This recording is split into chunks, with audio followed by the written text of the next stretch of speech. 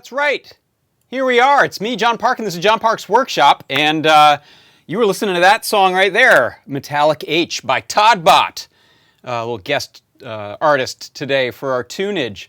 So thanks to Todd Bott for sharing that so I could use on the show. And if you want to check out Todd's other songs, he's been doing some January challenge stuff. You're supposed to do like a song a day in January, which is insane because, as we know, January lasted about 14 months this year. But Todd did do, I think, 5 or 6 that are up there on Bandcamp. So toddbot.bandcamp.com. Go check it out. You can send me all your kickbacks on those purchases, Todd, right here. I'll take 50%. All right, let's see. We've got a exciting show, and I thought that was an exciting, appropriately exciting tune for our show because we're doing stuff with heart rate monitors. So that's going to definitely get my heart rate up. Just listening to that tune. I don't know what it's. I don't have it turned on right now, so I don't know what my heart rate's at. But before I move any further on that, though, I want to mention we've got a jobs board at Adafruit, and that is at jobs.adafruit.com. And if you head over there to the job board, you'll see some new positions have been posted, and they've been posted for free because it's always free to post jobs and to post your resume on the jobs board.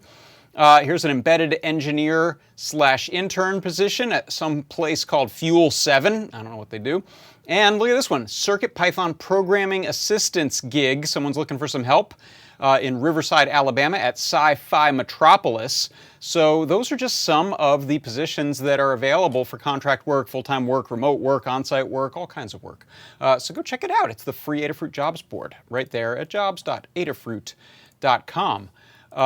And, you know, the other thing I wanted to mention is this thing. This is the Make Code newsletter. This is the archives you're looking at right here on Adafruit Daily. That's makecode.adafruitdaily.com. But if you just head to Adafruit Daily, you can subscribe to any of the newsletters that you're interested in. And we actually, someone had asked about this recently, we actually separate the logins, I believe, between newsletter and store stuff. So you can always cancel your newsletters, and it's not really tied into whether you have a store account or not. You can know that we will never sell your information or spam you or any of that. If you sign up for something, that's what you're going to get. If you decide I don't want that anymore, we're not going to bug you. But I would say go check it out. We've got a new edition coming out pretty soon. Next week, I believe, of the Make Code newsletter. It's our monthly newsletter with all things Make Code, all things going on in the Make Code world. And I encourage you to go there and check that out. Let's see, what else have we got? I want to say hi to the people over in YouTube. Hello, Bill Hepner. Hello, Matambale. And then we've also got people in the Discord chat. There's too many of you to say hi to. I'll just scroll up partway. I see, here's the Discord. I've got this mapped here. We've got, who's in the house over here? C. Grover, checking my audio levels. Thank you. And thanks for some advice on my EQ. I may have improved clarity today because I've bumped up the EQ on the high ends. Who else we got? Mr. Certainly, hello. Hello, and Andy Calloway, and I think Todd Bott's in there somewhere. If you're, I see there's a Twitch thing. If you're watching us on Twitch or if you're watching us on Facebook, we don't have enough eyeballs for all the chats. But if you want to come join in on the chat, Discord is a great place to do it. What else have we got? Oh, how about a coupon code? This will save you 10%. This is today's coupon code. And since we're doing heart rate monitor related things, the coupon code is ventricle.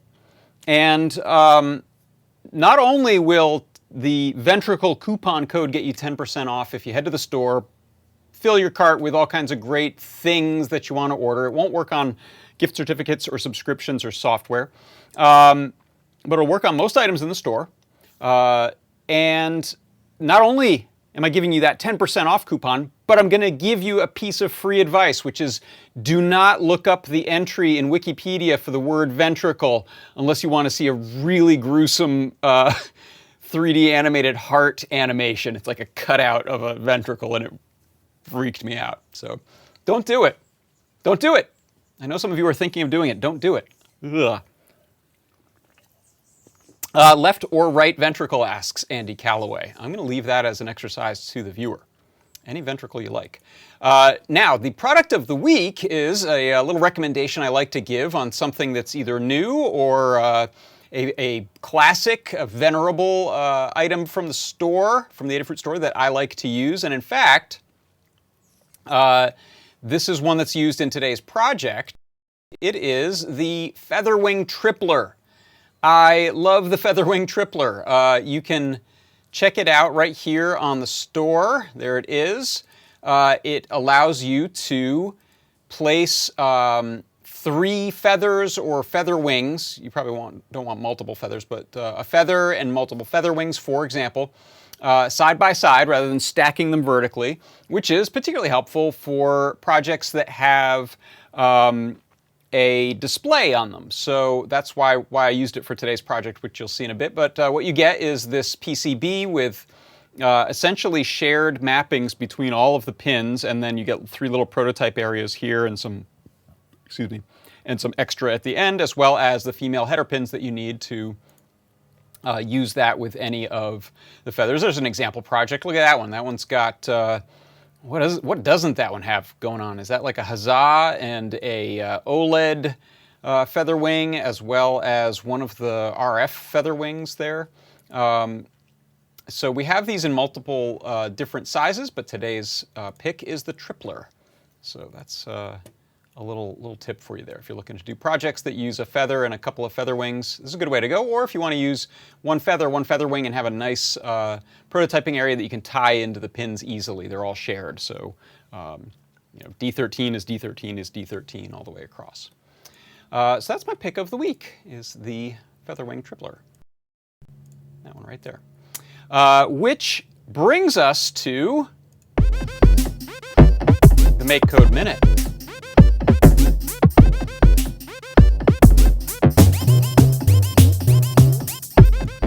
All right, so for the Make Code Minute today, what I wanted to show you is, let me bring up some various windows here. In fact, let's bring up, can I show you how about I show you a down shooter as a start? So what I'm going to show you on the Make Code Minute today is how to use the magnetometer or compass that's built into the microbit in order to measure magnetic force and display it on the little LED graph. Now, you're going to see a bunch of dancing around that's on the video, and it's not in real life. It's just the refresh rate of these makes them look like they're dancing, but that's actually a steady little graph that I'm filling. And here I just have a stack of magnets that allow me to... Oh, what have I done? I confused it or something. Let me restart it. I tapped it and it got crazy. There we go. So here you can see the strength of the magnet as I move it closer and further is being measured. So how do you do this inside of Make Code is the question, right? So I'm going to bring up my browser here. So here is makecode.microbit.org. And what I've done is I've started out with creating a variable called graph_on, and I've set it to true. And this allows me to use the buttons to turn the graphing mode on and off. And then here I have a forever loop, and this is the most important thing, is if the graphing is on, then we're going to do this. Plot a bar graph of the magnetic force strength, and then I've given it a value up to 3,000. I measured that using the console, and it may vary, depending on the magnet you use, how high you want the top of that graph to be. And that's all it takes. So if you watch back here again on the overhead, I can press the A button, and I'm just graphing whatever that value is in numbers. If I press the B button, I get the pretty light up graph. So let's get real close. Whatever this last value is, I'll press A, and it says it was 1,838 Newton meters. I don't know what they are. Some sort of magnet something force. I probably should have looked that up. But anyway, that is how you can use the microbit inside of MakeCode to measure the strength of a magnet. And that is your MakeCode Minute.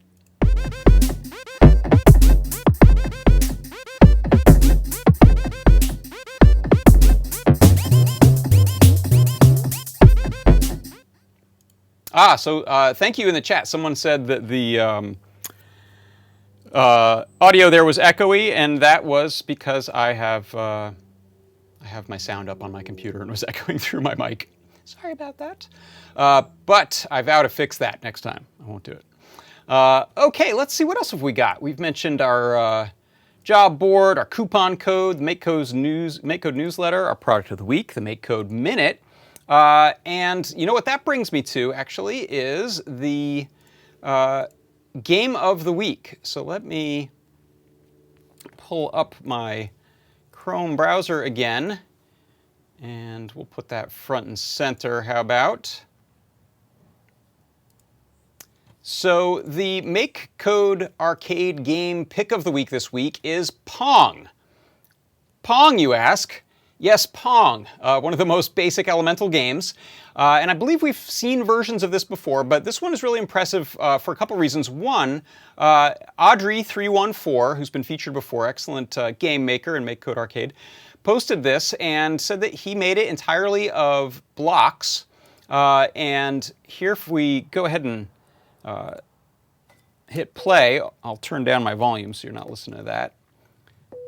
There we go.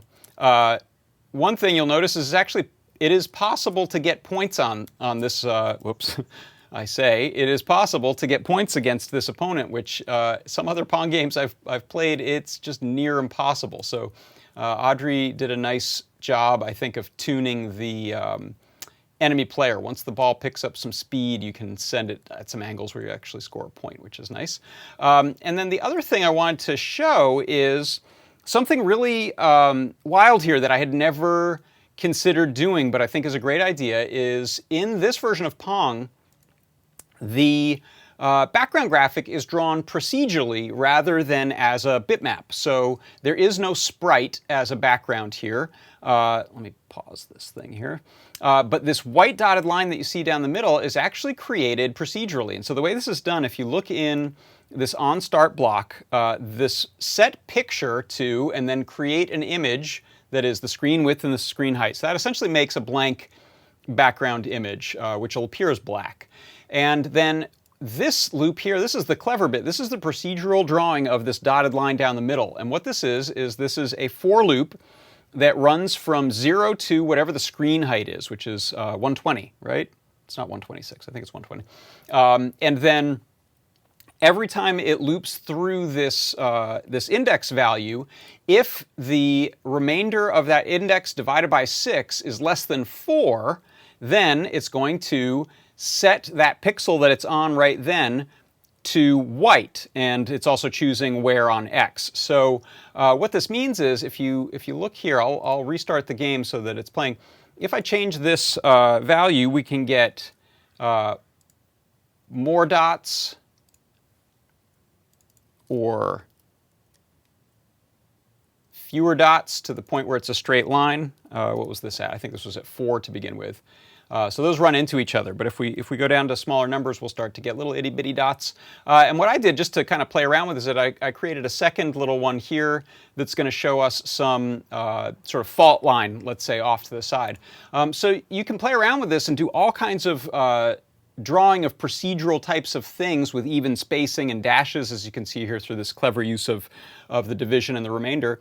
To put some graphics on your screen, and those could even be things that update and change based on conditions inside of the game, which would be really difficult, if not impossible, to do if you were using bitmap graphics. So I thought that was a really cool feature, and that is why this game of Pong is my MakeCode arcade game pick of the week, and it is Introducing Pong by Audrey314. That is your MakeCode arcade game pick of the week. Amazing what people are doing, right? I did not see that one coming. Oh, look, I want to point out over in the Discord chat, we have a discussion about the units of measure of the magnetic force. Yeah, is it Gauss? Is it microteslas? I'll go back. Let me go back to what's listed here. It looks like microteslas. I can zoom in for you. And let me take this over here a bit for you. There it is. Yeah, so you can measure the magnetic force in microteslas. I'll bet that's what that is. You can also check it on different axes, X, Y, and Z, or just the strength. So very cool feature of MakeCode Arcade or rather MakeCode and the microbit. All right. What does that bring us up to? Where are we, everybody? That was our game pick of the week, and now I think we're ready to talk about our project of the week. So this is a heart rate sensor. So it's a heart rate monitor that uses a series of blinking LEDs. I'm going to turn it on for a second here. It uses, see these 3 white dots here? These are blinking LEDs, and there's a sensor in the middle of them, and then up top that's just some charging ports, so you can ignore those. So I'm going to turn this on, and you'll see it starts flashing. And so it's flashing a couple of green and 1 yellow LEDs, and this help it to illuminate just below your skin the color that's being measured. And as your heart pulses the blood through your body, that color changes. I believe it gets darker in general. I don't know if it's redder also, but this sensor package in here, actually it's got the sensor package I think is made by a company who license it out to other people. It's called a PerformTech, Precision Biometrics. So the PerformTech is, I think, that sensor package, and then it's used inside of this, which happens to be a brand called Scosche. And it's a nice one. These are, for running and cycling and other activities where you're active and you need to measure your heart rate for performance training, for heart rate training. So a couple interesting things about it. It is measuring your heart rate when it's on. It is using Bluetooth Low Energy, BLE, to send that data to a connected device, which typically is your phone. And so there's a bunch of different phone apps for iOS and Android that let you read this because this is being sent in a standardized format. And so what I'd like to do is, before we even get into the project, I'd like to show you what that data looks like on a Android device. So I have a tablet here, and let's see, are you going to see what my secret password is? Time out here, 1 second, you sneaks. Let me get off of there for a second and log into the thing. I forgot I put a password on this one. Let's see if I remember it. I remembered it. Okay. So let's now take a look at that view there. That should do it, right? Oh, that's too big. Let me get myself out of the way here a little bit. So this is the RF Connect app by Nordic. And what I'll do is I'm going to turn on my little heart rate sensor there. And I'm actually going to unplug my project of the week because it's going to grab that connection. It's going to steal that connection before I have a chance to show you over here on RF Connect. Now what I'm going to do is I'm going to hit the scan button in the corner of the RF Connect app. And so now the Android's Bluetooth radio is acting as a central device looking for advertisements from peripherals. So this guy is a peripheral, and the Android device is now searching. So let me start a new scan. So I'm seeing this device. It shows up as Rhythm Plus 2161232. And what I'll do is I'll hit connect. Let me move something out of the way here so I can see a little better. And what we're going to see here is these are the services that are being advertised by the device. And if I scroll down here, I'll see there's a service for heart rate, as well as for battery, as well as for device firmware update, for updating firmware over the air. So let's take a look at this heart rate one. If I expand that, you'll see that there are 3 characteristics that are being that can be served up if your peripheral device asks for them. So if it's your iPhone, let's say, you can have an app open that is maybe one time just checking to see, hey, what's the name of the device, the description. It can also one time light up the little field that says, where is this worn? This doesn't know where it's worn, but it's just built into the spec. They have it list out where it is. So if I download that piece of information, you'll see that the word wrist shows up. I'm assuming you can see that. Can you see that? Yeah. So I'm kind of highlighting that field right there, and you'll see the word wrist shows up. So that's where the body sensor location is, and that's just a piece of information that has been served up to the client, in this case, this Android device. The descriptor, if I download this, let's see, why is that not giving me anything? All right, I might have to turn, yeah, okay, so I've got to turn on notifications. So this little quadruple down arrow, I'm going to go ahead and hit that. Hello? Did we lose a connection? Hold on, let me back out here. Let's reconnect to that. Open tab, connect. Okay, so I'm going to open up this heart rate characteristic, and now there we go. So now I've subscribed to the heart rate characteristic, and you can see now on the left-hand side here, it's updating. It says my heart rate is 87, so that's a bit high. I need to calm down here, 85. Oh, back up to 87. Okay. So that is the main piece of information that we actually care about. And there's a couple of others that can be served up inside of there. There's the RR interval, which is a finer grained peak-to-peak measurement that lets you know if there is regularity in your heartbeats besides just an average beats per minute.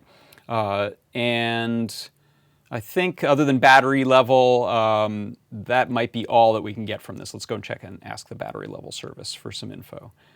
Can I get that one time? I might have to subscribe to it. And let me turn off the other one so we can see it.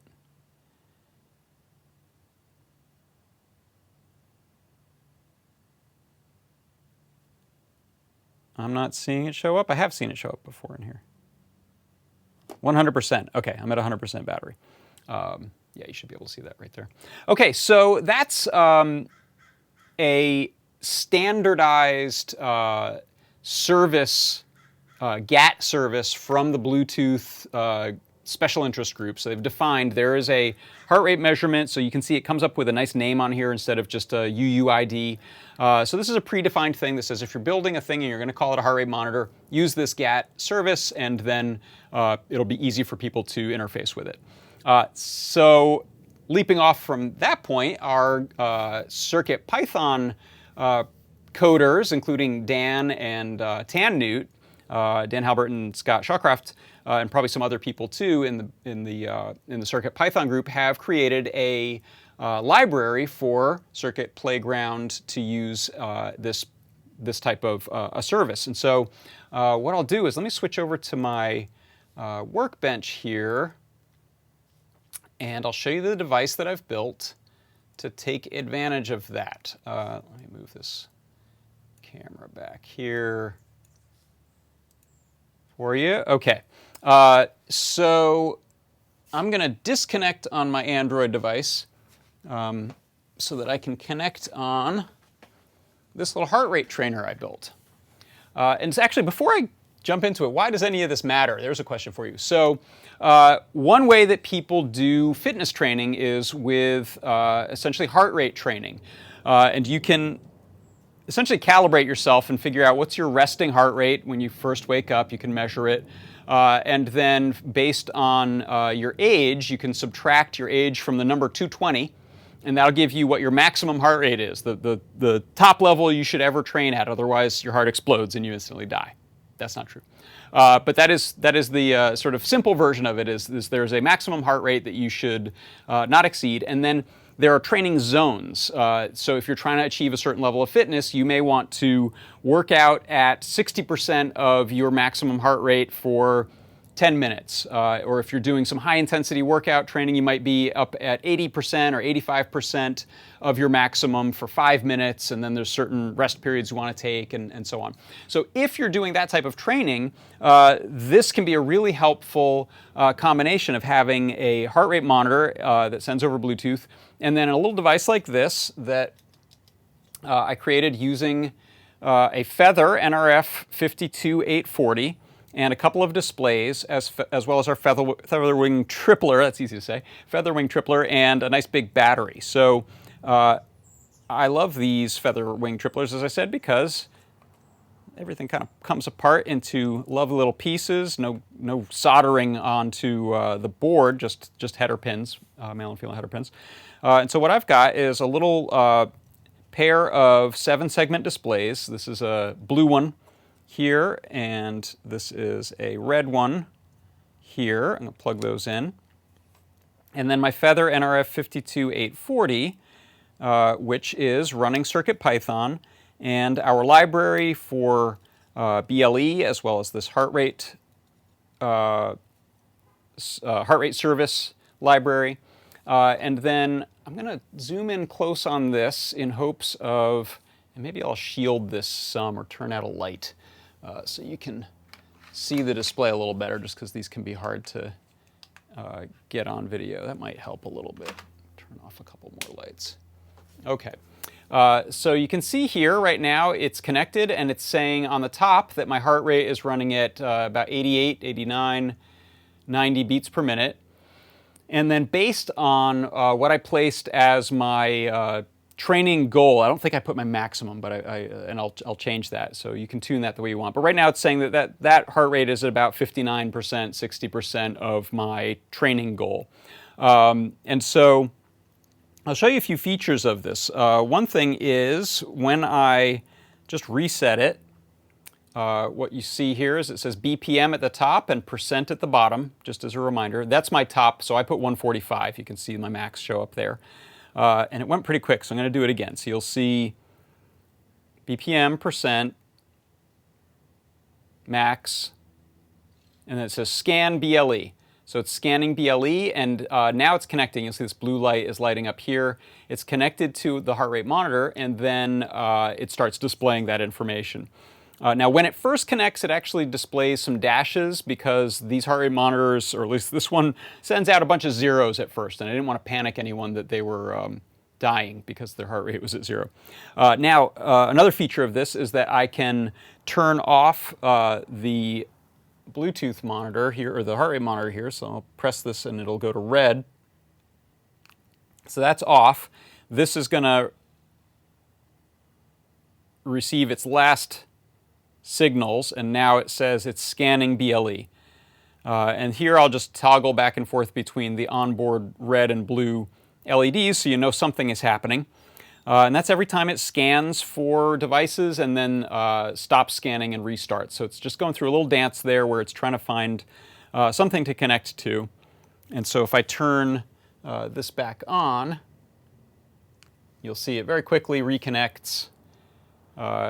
It's showing that it's getting a signal but not a real heart rate yet, and now it's got the heart rates, and it's at 80. I was calmer yesterday. I showed this last night. Maybe it was because it was later in the day, or I just had some caffeine now. So you'll see here, actually, I'll do some jumping jacks real quick, and what we should see, or I can run around. It's a small enough workshop that I can't really run around too much, but we should see, let's see if we can get that up to 100.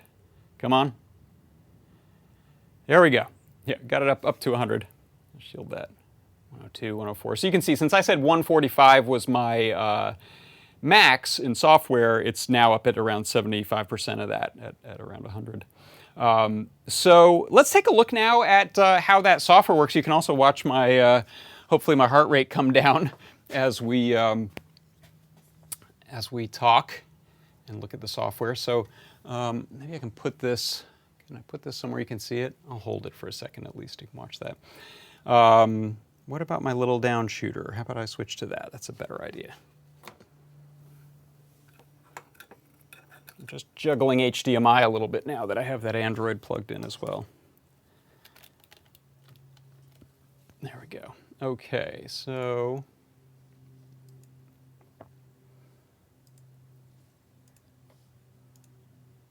there's the little display there. All right. And let's bring up a copy of Atom. How about, oh, you're going to lose that one. Here, bring that one back up.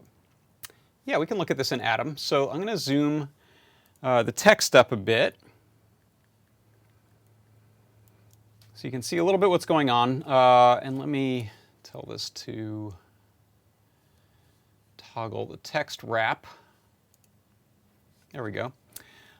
So we're importing some libraries here, including the sort of standard BLE stuff like advertising, so we can read advertisements and filter them, including also this new Adafruit BLE heart rate library, and we're importing the heart rate service from that. Then I'm using the Adafruit 7-segment display matrix driver here, HT16K33, and I'm importing it as 7 segments by 4. You could also use the 14-segment one, which gives you diagonals and little half lines, so you can do nicer looking type if you want. It's not too much different to code that if you want to use those instead. I went with these because I had them convenient. And let's see. Here I'm setting up my red LED and blue LED that are built onto the board as a little bit of an indicator. And then right here I've got my target heart rate for interval training. Let me zoom up even bigger. Whoops, not like that, I won't. There we go. That's about as big as that's going to get, so hopefully you can read that. So here this says 145. So let's, I'm going to do some quick math here. And okay, 173 is actually what my max should be based on my age. So I'll set 173. This I'm not using anymore, so I commented that out. But this will all be in the guide. I'm going to have this code reviewed and cleaned up a bit and put it up on GitHub. So you'll be able to use this and the library as well. And right now I'm also using a special cut of CircuitPython that is dealing with the disconnects better. I was having, Dan figured this out. There was a sort of a bug going on where we were having problems reconnecting the board after it dropped a connection. We were having a reset. It was not hard resetting. So there's going to be, I think, soon a push to a new version of the beta of CircuitPython 5 that'll incorporate those changes. Then this is more display setup, so it uses I2C for these displays, and since I have 2 of them, I'm indicating an address of 0, or rather of 70, which is the default, and 71 is what I'm using on, let me show you one of these boards actually. Here's one. So this is what, you can see here, this is what the board looks like before you've put the LED package on it. And there are some jumpers right here that you can solder bridge to choose different I2C addresses. So I have one of those soldered on the A0, which adds a 1 to the address. So that means we can talk to the 2 different boards over one I2C bus. And then I'm just doing some raw digit setting because I have these words BPM and percent. So if you watch here, when I reset the board, BPM and percent, and I'm also even using those little dots in there, and there's my value. I didn't resave this on here, so you'll still see that old number of 145 show up. So some things you can light up just the individual segments if you're trying to spell things that are not numbers or hex values. And then I am placing in some dots, so I'm looping through just this first bit in the bit mask. When you use the raw mode, allows you to set the dot or the decimal point. And then we instantiate the radio as BLE. I print the word scan and BLE on the little displays so you know what's happening. And then if we get a connection, we can move forward. Otherwise, we're going to keep trying to connect. And then here is the guts. Let me zoom out a little bit. Here's the guts of what's going on when we connect to the heart rate service. So we scan, and we scan for the heart rate service. We will ask for a few of these characteristic attributes, including the manufacturer, and that does show up. In fact, I'll plug this in a minute, and I can show you this running in the REPL, so you see what shows up. So we get manufacturer, name, model number. I don't think that one actually comes in over BLE. It's a blank. The location, the word wrist should show up there. And then we look for the measurement values. And actually, this comes in as sort of a a mix of values that we want to just pull the heart rate value from, because it returns like 4 different things, including that RR value and a couple of others that aren't used. So we pull out, and I just assign this variable called BPM to the values.heart rate, which came from the HR service measurement values. So we've cast that first element of that value or characteristic that comes in the attribute as heart rate into BPM. Then I print the BPM to the REPL, and then what I'm doing here is I'm checking to see if the BPM isn't 0, then we'll do stuff. If it's 0, I don't want to try using it to set things, because we'll divide by 0 error, will freak people out, so we leave it alone if it's 0. But if it's not 0, then here's the kind of main thing that's happening in here is if the heart rate is not 0, then we print the % target. So that's this rounding of, let me see if I can expand this a little bit more. Can you read that now? Let me slide this over. So this right here, is that showing up? Yes, okay. So % target is a variable that I've created, which is I take the beats per minute and divide it by the maximum rate, and then I multiply that by 100, and so that gives me the percentage of the target that we're at. And then I round that, and the reason I do that is the math might come out as a decimal that's long, and the display only has 4 characters on it, so we can't display it, and it'll error. So round just turns it into essentially an integer value. And those get displayed, and then the heart rate gets displayed on the A. So I'm calling display A as the red one, so that gets just the BPM on it, and then the B is the blue one that gets % target. So if I open up Moo, and I'm going to connect the feather over USB to my computer, and I'm also going to unplug my camera switcher because that's a trinket. That's going to it's going to cause problems. So, okay, so what I can do now is inside of, I'm going to zoom this up a lot, and I'm going to open the REPL up quite a bit. And now I'm going to restart the board. So you should see it go through its dance here. Detected the new device. Oh, let me close and open the REPL here. Okay, so this should restart the device and we can see it. Scanning, found a heart rate service advertisement. Scanning, stop scanning, fetch the connection. It gives the device name, Scotia Industries, model number is not specified, location is the wrist. There was no heartbeat at first because it sends out a bunch of zeros. And then we get this heart rate measurement, so I'm getting a 72, and then I'm just printing it separately because I was double checking some stuff. Contact is none, energy expended is none. Those are features that this one doesn't have. And then the RR intervals that you can use to check the exact spacing between beats, not averaged. So if I drop this connection by turning this off, we should see in a moment after that's done processing those, it's getting a none here, and now it starts scanning, stop scanning again, scanning, stop scanning, and you can see the nice little scan BLE. And this is where it was kind of hanging before, and Dan fixed that with that special cut of CircuitPython. And now it's back up, it's connected, and now this is sending out a few bogus zeros. I am not dead, I promise.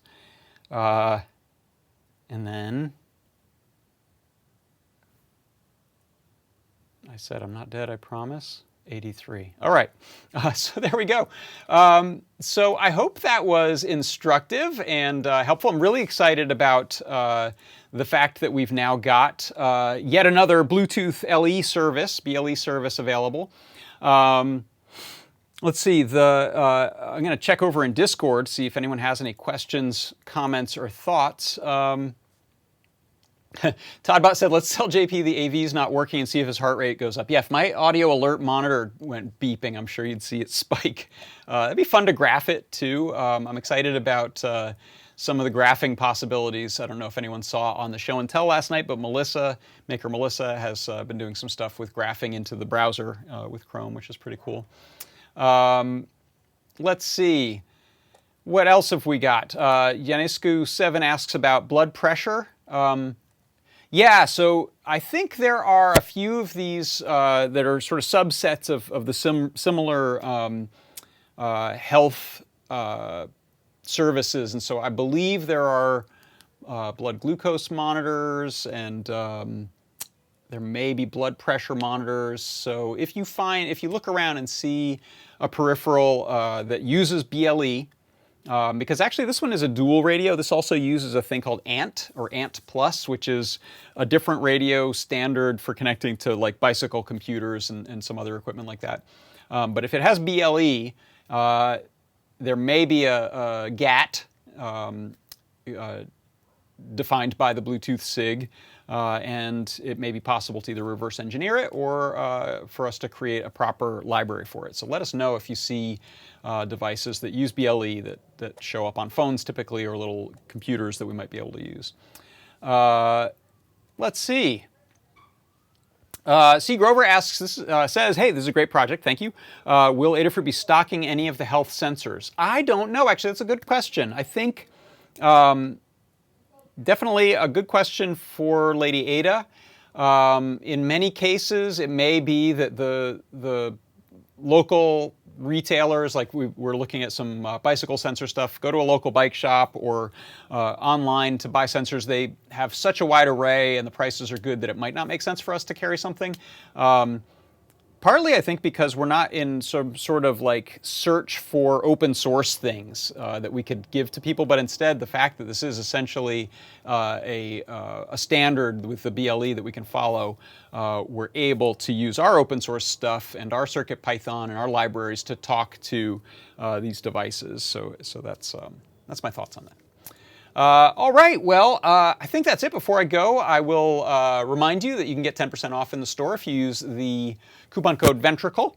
And that's about all I got. So thanks for stopping by today. I will let ToddBot play us out with his song Metallic H. For Adafruit Industries, I'm John Park, and this has been John Park's Workshop, and I'll see you next week.